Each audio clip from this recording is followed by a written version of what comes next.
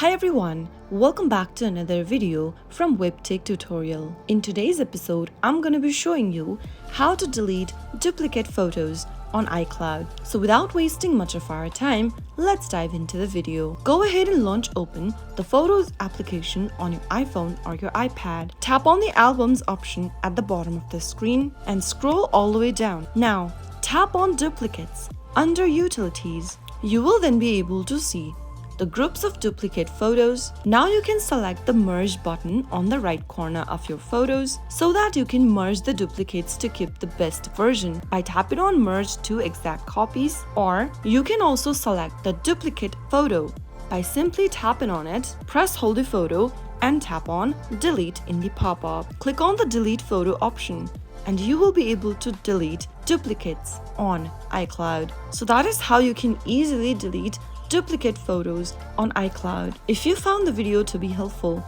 go ahead and give us a thumbs up. Don't forget to subscribe to our channel by hitting the subscribe button. Also press on the bell icon so that you'll never miss another upcoming upload from us. I will see you again in the next video. Thank you for watching.